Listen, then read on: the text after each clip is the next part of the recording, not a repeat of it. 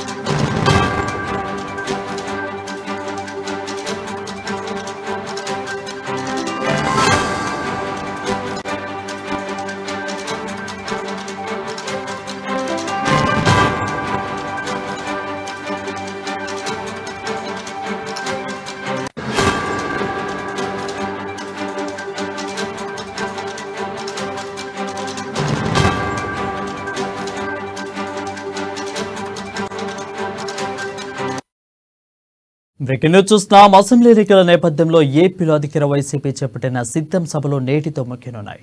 బాపట్ల జిల్లా మేదరమెట్లలో వైసీపీ చివరి సిద్ధం సభ నిర్వహిస్తుంది. ఈ సభకు గుంటూరు, బాపట్ల, పల్నాడు, ప్రకాశం, నెల్లూరు, తిరుపతి జిల్లాలోని నియోజకవర్గాల వారీగా భారీగా జన సమీకరణ చేస్తున్నారు. ఈ చివరి సిద్ధం సభలో కీలక ప్రకటన ఉంటుందని తెలుస్తుంది. ముఖ్యంగా మేనిఫెస్టోకు సంబంధించి ఆ పార్టీ అధినేత జగన్ ప్రకటన చేస్తారని ఆ పార్టీ వర్గాలు చెప్తున్నాయి. ఇదే సిద్ధం సభ వేదికపై జగన్ మరో కొత్త కార్యక్రమాన్ని ప్రారంభించనున్నారు. నా కళ ప్రచార కార్యక్రమానికి జగన్ శ్రీకారం చుట్టనున్నారు. దీనిపై మరింత సమాచారం మా ఇన్పుట్ ఎడిటర్ శ్రీనివాస్ అందిస్తారు. శ్రీనివాస్, చెప్పండి. రైట్ వరుణ్, ఏదైతే ఏపీలో ఎన్నికల హడావిడి మొదలైపోయింది. ఇప్పటికే అధికార ప్రతిపక్ష పార్టీలు విమర్శలు చేసుకుంటున్న నేపథ్యంలో ఇక్కడ సభల మీద, ఇక్కడ పోటీ సభల నిర్వహణ మీద దృష్టి పడిందని చెప్పొచ్చు. ముందుగా అధికార పార్టీకి చెందిన వైసీపీ సిద్ధం పేరిట అనేక సభలు నిర్వహించింది. ఈరోజు చివరి సభ బాపట్లలో మేదరమెట్ల వేదికగా ఈ సభ జరగబోతుంది. ఈ సభను వైసీపీ చాలా ప్రతిష్టాత్మకంగా తీసుకుందని చెప్పాలి. ఎందుకంటే మొదటి సభ నుంచి తీసుకున్న ప్రతి సిద్ధం సభలో కూడా లక్షలాదిగా కార్యకర్తలను, ప్రజలను తరలించడము, అదేవిధంగా రికార్డులు రాష్ట్ర స్థాయిలో, దేశ స్థాయిలో ఒక రికార్డు నెలకొల్పింది. ఈ రోజు జరగబోయే సిద్ధం సభ కూడా అదే తరహాలో ఉండబోతుందని ఇక్కడ వైసీపీ శ్రేణులు చెబుతున్న దాన్ని బట్టి తెలుస్తుంది. దాదాపు 40 నియోజకవర్గాలకు సంబంధించి 15 లక్షల మంది జన సమీకరణ చేయాలని చెప్పేసి కూడా వైసీపీ ప్లాన్ చేసుకుంది. అందుకు తగ్గట్టుగానే ఏర్పాట్లు కూడా చేసింది.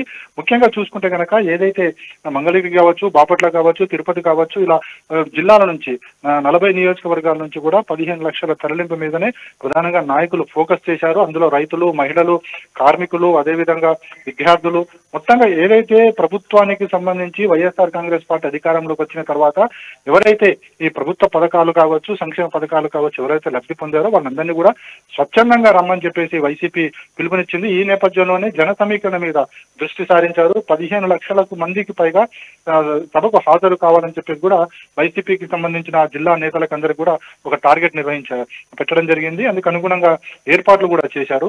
ఈరోజు సాయంత్రం మేదరమెట్ల వేదికగా జగన్మోహన్ రెడ్డి సిద్ధం సభలో పాల్గొనబోతున్నారు. ప్రధానంగా ఈ సిద్ధం సభ నుంచి కూడా మరో కార్యక్రమాన్ని జగన్మోహన్ రెడ్డి నా కళ పేరుతోని మరో కార్యక్రమాన్ని శ్రీకారం చుట్టబోతున్నారు. ఎందుకంటే మరో 3-4 రోజుల్లో ఎన్నికల నోటిఫికేషన్ వస్తుంది, షెడ్యూల్ విడుదల కాబోతుంది. ఈ నేపథ్యంలోనే కార్యక్రమాలన్నీ పూర్తి చేయాలి. అదేవిధంగా ముఖ్యంగా పార్టీకి సంబంధించి చూసుకుంటే కనుక ఇప్పటికే అభ్యర్థులు కావచ్చు, సమన్వయకర్తలు కావచ్చు, వాళ్ళందరినీ కూడా ఒక్కొక్కరిగా ప్రకటించుకుంటూ వస్తారు. ఇప్పటికీ 6 లిస్టులు అభ్యర్థుల ఖరారు చేశారు. మళ్ళీ 7వ లిస్టు మీద కూడా కసరత్తు కొనసాగుతుంది. సో మొత్తానికి చూసుకుంటే కనుక ప్రతిపక్ష పార్టీలను ఎదుర్కొనే రీతిలో ప్రతిపక్ష పార్టీలకి ఒక వణుకు పుట్టించే రూపంలోనే ఈ సిద్ధం సభను ఏర్పాటు చేశారని చెప్పేసి కూడా తెలుస్తుంది. మొత్తానికి చూసుకుంటే గనక ఈ రోజు ఏదైతే వైసీపీ సిద్ధం సభ పేరుతో నిర్వహిస్తున్న కార్యక్రమం తర్వాత నెక్స్ట్ 17వ తేదీన అటు టీడీపీ, జనసేన, బీజేపీలు కలిసి ప్రధాని మోడీని ఆహ్వానించి ఇంతకు మించి ఇక్కడ సభ ఏర్పాటు చేయాలని చెప్పేసి కూడా అటు ప్రతిపక్ష పార్టీలు కూడా ఆలోచిస్తున్నాయి. మొత్తానికి చూసుకుంటే గనక రాష్ట్రంలో ఎన్నికల వేడి అయితే మరింతగా పెరుగుతుంది. సమ్మర్ లో ఈ వేడి మరింత ఉక్కపోతకు గురి చేస్తుందని చెప్పేసి కూడా పరిశీలకులు చెప్తున్నారు. మొత్తానికి ఈరోజు సాయంత్రం బాపట్ల జిల్లా మేదరమెట్ల వేదికగా సిద్ధం సభ పూర్తిగా ఏర్పాట్లు అయితే జరిగాయని చెప్పొచ్చు వరణ్. రైట్ శ్రీనివాస్, అయితే ఈ వేదిక మీద సాయంత్రము మేనిఫెస్టో గురించి కూడా కొన్ని కీలక ప్రకటనలు వచ్చే అవకాశాలు ఉన్నట్లు తెలుస్తోంది. అంటే లాస్ట్ ఎన్నికల్లో చూసిన మేనిఫెస్టో సంక్షేమ పథకాలకి ఎక్కువ ప్రాధాన్యతనిచ్చింది. సో ఈసారి మేనిఫెస్టోలో కూడా ఎక్కువగా సంక్షేమ పథకాలు ఎక్కువగా ఆశించవచ్చా?